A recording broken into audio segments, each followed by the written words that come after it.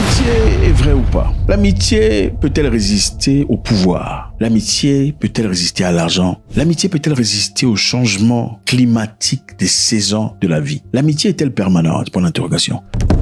Je ne sais pas si Ousmane Sonko et Bassirou Diomaye Faye peuvent en dire autant. Questionnement. On ne peut qu'espérer que le futur soit brillant. Qu'est-ce qui se passe entre les deux? C'est le feu et la divergence. Beaucoup de personnes parlent de trahison entre Sonko et Faye. Et c'est chaud. On va essayer de voir très rapidement ce que ça veut dire. Un pays, c'est sérieux. Un gouvernement, c'est sérieux.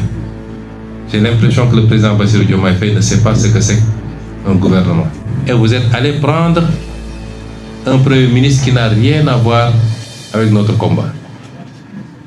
J'en profite pour lui demander de rester technocrate, de sortir du jeu politique, puisqu'il a été choisi pour être un technocrate, d'après ce qu'on nous dit.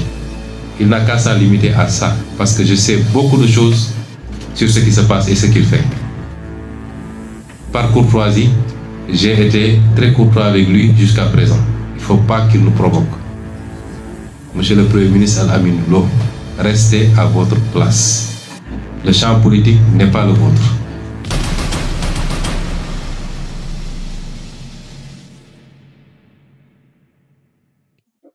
Il est clair que désormais, le président est dans son camp et nous sommes dans notre camp. Donc, s'il veut parler avec Pastef, il faut qu'il passe par les canaux autorisés.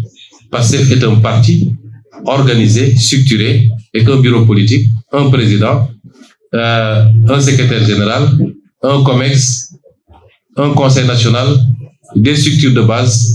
S'il veut parler avec Pastef, il n'a qu'à passer par le chemin indiqué. Et nous discuterions en ce moment. Il a refusé de le faire. Et les ministres également, les ministres sortants, ont refusé de déférer à cette convocation. Ce qu'il a conçu comme un manque de respect de ses propres mots. Je considère que ces ministres lui ont manqué de respect. Parce qu'ils ont choisi la ligne d'un parti à la convocation du président de la République, d'après ce qu'il a dit. Et nous sommes restés dans cette situation pendant 2 autres jours.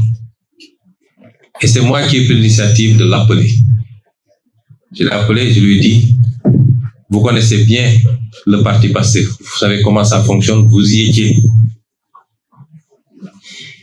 Le parti Pastef est très organisé. Quand le président Macky Sall a souhaité me rencontrer en tant que président de Pastef, lors de l'épisode de la Covid, je lui ai dit, vous étiez là. On a convoqué le bureau politique pour apprécier. Et l'avis majoritaire était qu'il fallait aller répondre. On s'en est pas arrêté là. On a fait une conférence avec l'ensemble des 46 départements qui ont donné leur opinion. Ensuite, avec la diaspora. Chacun a donné son opinion et l'avis majoritaire, c'était qu'il fallait répondre à cette convocation. C'est ça qui m'a amené, pour la première fois au palais à une rencontre avec le président Macky Sall. Et c'est comme ça que ça se passe. Quand le président Diouf a voulu avoir le président Wade dans son cabinet, dans son gouvernement, il l'a appelé, ils en ont échangé, ils sont accordés sur l'essentiel. Et ce président Wade, on lui a notifié les portefeuilles ministériels et il a choisi ses collaborateurs. C'est comme ça que ça se passe. Donc, vous ne pouvez pas venir contourner le président du parti, les instances du parti, et appeler les gens individuellement. Or, nous ne vous avons pas fermé la porte. Si vous m'appelez, malgré tout ce qui s'est passé entre nous, toute la discourtoisie qu'il y a eu dans nos relations, et malgré tout ce qu'on a fait pour vous, mais malgré tout, si vous m'appelez, je viendrai répondre. Et on discutera. Il a refusé en disant qu'il ne recevrait pas. Je lui ai dit maintenant, j'ai l'impression que le problème est devenu un problème personnel. Je ne sais pas qu'est-ce que je vous ai fait. Je ne sais pas pourquoi il y a une fixation sur ma personne. Je ne sais même pas si c'est une fascination. Je ne sais pas quel est le problème.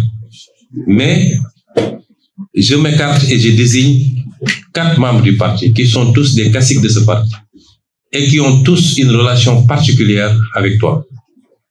En l'occurrence, M. Aliou Sall, ici présent, M. Biram Souleye Diop, ici présent, M. Daouda Ngom et M. El Malick Ndiaye. Il m'a dit, je ne vais pas les recevoir parce qu'ils m'ont manqué de respect. Car cela ne tient. J'ai essayé de le convaincre. Finalement, il a dit, le Premier ministre va les recevoir. Ils sont allés voir le Premier ministre et ils ont discuté sur les questions que le parti avait soulevées, notamment la gestion de la dette, le pouvoir d'achat des Sénégalais, son maintien, à défaut de baisser au moins son maintien au niveau actuel. Ça a été un combat pendant des mois et des mois à la primature. Ensuite, la question des renégociations des contrats stratégiques du pays, sur laquelle nous avons eu des résultats appréciables.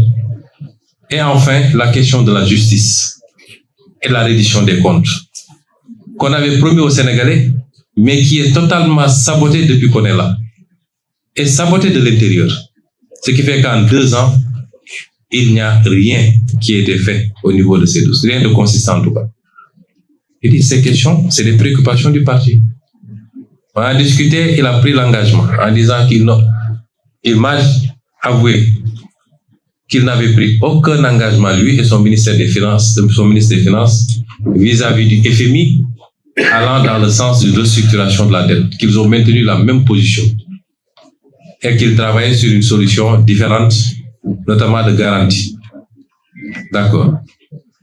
Sur la question du pouvoir d'achat, il a dit qu'autant que possible, ils feront tout pour ne pas augmenter ou libérer les prix, ou appliquer la vérité des prix sur certains produits qui sont subventionnés, mais que si ça devenait intenable, ils seront obligés d'appliquer la vérité des prix.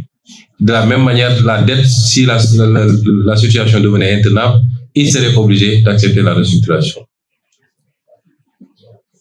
À propos des négociations, il a dit que rien n'a changé, sauf qu'il faut qu'on regarde au cas par cas parce qu'on commence à avoir des notifications de contentieux. Et enfin, à propos de la justice, il considère qu'on a la meilleure justice du monde. Je ne parle pas de la justice de manière générale d'ailleurs, parce que je sais qu'il y a d'excellents avocats, d'excellents magistrats qui font bien leur travail, et Madame le ministre de la Justice le sait. On parle spécifiquement de dossiers que vous connaissez. Et lui, il considère que ça se passe très bien, ce qui n'est pas mon cas, et ce qui n'est pas le cas de la majorité des Sénégalais qui considèrent qu'il y a un problème de justice dans ce pays. Et le casting qui a été fait au niveau du ministère de la Justice ne nous rassure pas, parce que voilà un acteur qui était au cœur des dossiers traités par certaines juridictions. Moi-même, j'ai eu à être contacté plusieurs fois par rapport à certains dossiers. Mais nous allons apprécier. Nous avons nos doutes, mais nous allons apprécier. Et nous ferons le nécessaire à partir de l'Assemblée nationale, rassurez-vous. Donc, toutes ces réponses sont en demi-teinte. Et sur la dernière question, elle n'est pas convaincante. Ça veut dire que je n'ai pas été convaincu. Ensuite, nous avons discuté du gouvernement. Je lui ai dit, PASTEF est le parti majoritaire qui détient 130 députés sur 165 à l'Assemblée nationale. C'est le parti majoritaire.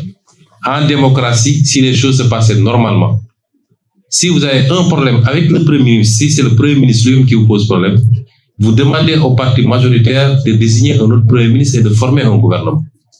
Et je vous l'avais proposé depuis très longtemps. Vous ne l'avez pas fait et vous êtes allé prendre un Premier ministre qui n'a rien à voir avec notre combat. J'en profite pour lui demander de rester technocrate, de sortir du jeu politique, puisqu'il a été choisi pour être un technocrate, d'après ce qu'on nous dit. Il n'a qu'à s'en limiter à ça, parce que je sais beaucoup de choses sur ce qui se passe et ce qu'il fait. Par courtoisie, j'ai été très courtois avec lui jusqu'à présent. Il ne faut pas qu'il nous provoque. Monsieur le Premier ministre Al-Amin Lo, restez à votre place. Le champ politique n'est pas le vôtre. J'ai dit, vous n'avez pas choisi. Vous n'avez pas donné la possibilité de choisir. Vous choisissez sans nous informer. Mais, malgré tout, on ne boude pas. pour la formation du gouvernement et la courtoisie de nous appeler, on discute. Moi, je suis décalé, j'ai pas de problème, mais je suis le président du parti. Et si tu ne veux pas parler avec moi, mais accepte de parler à mes émissaires. Il n'en a pas voulu. Donc, de but en blanc, il a accepté que les émissaires rencontrent le Premier ministre. Ce qui a été fait, celui-là a enregistré et a promis de rendre compte au président qui ne reviendra. Le lendemain, il a appelé pour dire que le président allait me contacter pour qu'on discute. Il ne l'a pas fait.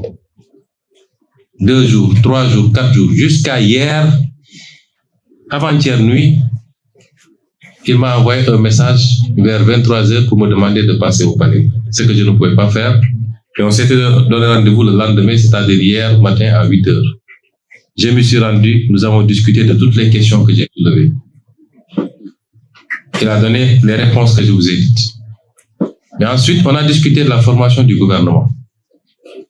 Il dit, nous sommes le parti majoritaire. Qu'est-ce que vous mettez sur la table? Parce que nous, si on s'engage, c'est nous qui donnons caution politique au gouvernement.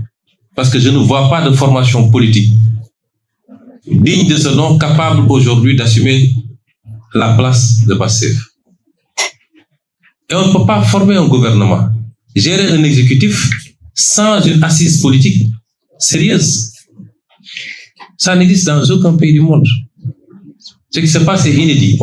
Hier, on a eu un gouvernement qui est un gouvernement suspendu, sans ramification, sans assise politique. Historiquement, le Parti socialiste a dirigé pendant 40 ans avec une assise politique très, très solide, passée de parti unique jusqu'à la perte du pouvoir. Le PDS pendant 12 ans avec un parti démocratique solide et des satellites autour. L'APR pendant 12 ans avec la même configuration. Mais dites-moi, aujourd'hui, il y a quoi autour de Bassirou Diomaye Faye? Aucune légitimité politique structurée, sérieuse, capable de jouer ce rôle. Donc, si Pastef devait continuer, c'est Pastef qui constitue ce socle-là. Vous ne pouvez pas avoir ça et nous dire entrer au gouvernement parce qu'il y a des sucettes à se donner. Non, ce n'est pas ça qui nous intéresse. Aucun de ces ministres n'entre dans un gouvernement pour un salaire ou pour un salaire compté. Non, nous entrons parce que nous croyons à ce pays-là.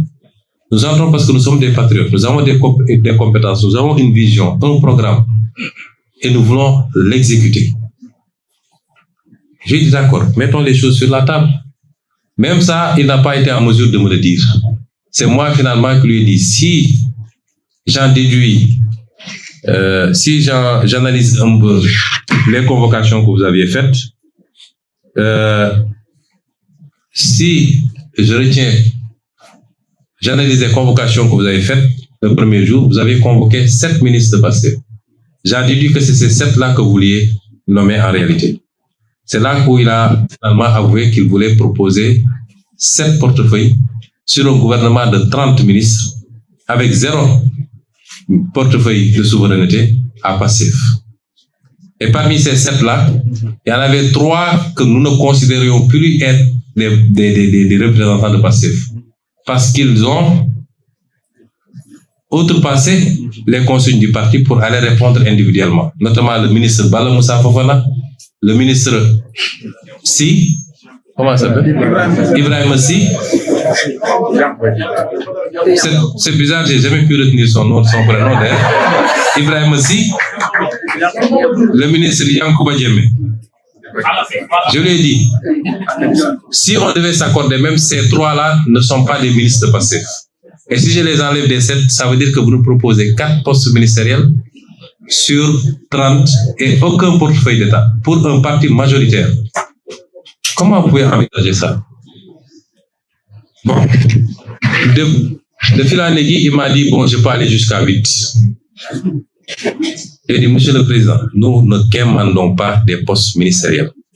Si Pastef doit siéger au gouvernement et assumer tout le bilan, parce que quand ça va marcher, on va dire c'est Diomaye, mais quand ça ne marche pas, on va dire que c'est Pastef.